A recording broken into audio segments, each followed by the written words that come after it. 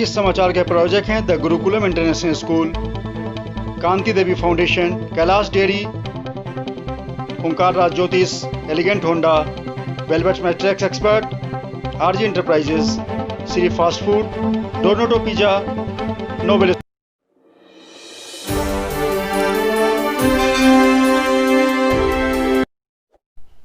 नमस्कार, रोजाना खबर में आप सभी का हार्दिक स्वागत है। जिस प्रकार से दिन दहाड़े जागृति बिहार में मर्डर और लूट की घटना को अंजाम दिया गया, उससे फोरेंसिक टीम सहित तमाम लोग हतप्रभ हैं। फोरेंसिक टीम मौका मुआयना करने के साथ पूरे घटनाक्रम पर नजर रखी हुई है।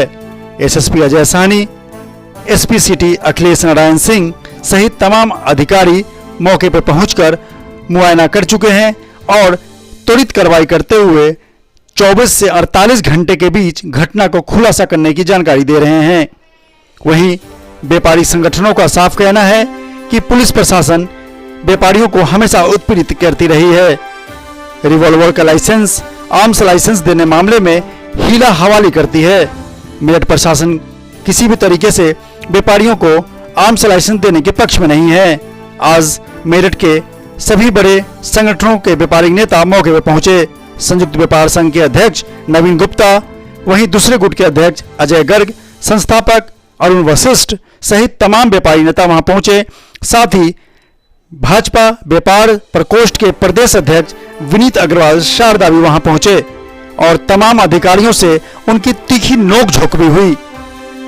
अजय गर्ग और अजय गुप्ता और अरुण वशिष्ठ, नवीन गुप्ता की सीओ और एसपी सिटी से भी तीखी नोकझोंक हुई। उन्होंने साफ कहा कि व्यापारियों का उत्पीड़न किसी भी तरीके से बर्दाश्त नहीं किया जाएगा। जिस प्रकार से इकलौते बेटे को मौत के घाट उतार दिया गया, उससे व्यापारी नेताओं के आंखों में आंसू देखने को मिले और साथ ही उनके अंदर गुस्से का भाव भी था। सभी व्यापारी नेताओं का साफ कहना है कि किसी भी तरीके से इस घटना को हल्के में नहीं लिया जाएगा।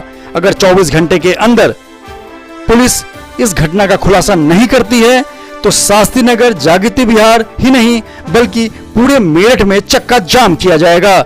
सभी व्यापारिक प्रतिष्ठान बंद करवा दिए जाएंगे। व्यापारियों के गुस्से को देखते हुए यह साफ लगने लगा है कि व्यापारी इस घटना को अब हल्के में लेने के मूड में नहीं है। वहीं व्यापारियों का साफ कहना है कि पुलिस लॉकडाउन में व्यापारियों को परेशान करती थी, गश्त करती थी ताकि चालान किया जा सके। तीखी नोकझोंक के साथ ये भी बात हुई कि नौचंदी थाना और मेडिकल थाना के एसओ फोन तक नहीं उठाते। आप व्यापारी नेताओं के साथ पुलिस अधिकारियों की तीखी नोकझोंक आप खुद सुनिए।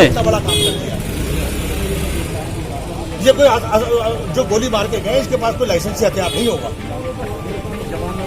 कल पुलिस अपने पीठ थपथपाई साहब, हमने 1 घंटे में 2 घंटे में बड़ा चमत्कार कर दिया। मैडम बात सही है, देखिए वो हमारा एक केस हो गया, वो 240 बेकार है। हमारा बेकार की बात कर रहे हैं। हमारा व्यापार मर गया। बेकार है। हमारा 28 साल का बालक चला गया, हमारे लिए बेकार है। आप 2400 पकड़ लो, आप 24,000 लोग पकड़ लो, उससे में क्या फर्क पड़ता है? आप एक आदमी को मरने से बचाओ, उससे फर्क पड़ता है। क्या बात कर रहे हो आप? कि आपने कल 240 पकड़ोगे, 240 रुकने से नहीं फर्क पड़ा। मैडम हम कहते हैं 24,000 पकड़ लो, एक आदमी को मरने से रोको तब फर्क पड़ता है। जान बच जाए। बात कर दिया आपने। नहीं मैडम, ने गलत बात है। सही कह रहे हैं, बिल्कुल। मैडम आप हमारे लिए बेटी बहन बराबर है, ये गलत बात है आपकी। आप 400 पकड़ो, 2400 पकड़ो, उससे हमें नहीं फर्क पड़ेगा।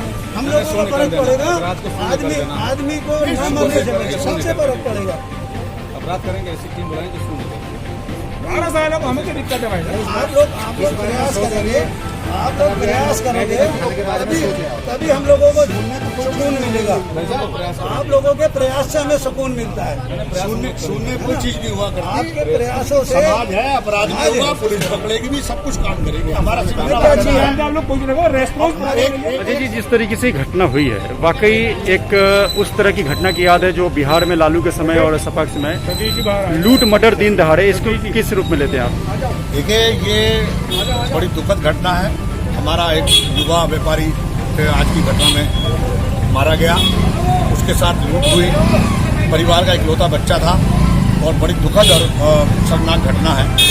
अभी यहाँ पुलिस अधिकारी से मैंने इस बात को कहा है कि पुलिस के लोगों के पास जो CUG नंबर है वो जन सुविधा के लिए सरकार ने उपलब्ध कराए हैं। और स्थिति यह है कि मुझे कहने में कोई संकोच नहीं है कि ऊपर से लेकर नीचे तक कोई भी व्यक्ति इन CUG नंबर पर रिस्पांस देने को तैयार नहीं है। मैंने खुद भी आज भी टेलीफोन किया, लेकिन घटना की जानकारी लेने के लिए चलने से पहले, लेकिन कोई रिस्पांस नहीं आया। मैंने ये शिकायत अब भी दर्ज कराई है और मैं आपके माध्यम से कहना चाहता हूं कि CUG नंबर जनता की सुविधा के लिए अधिकारियों को दिए गए हैं। तत्काल प्रभाव से इसमें संशोधन करें, वो इसमें सुधार करें।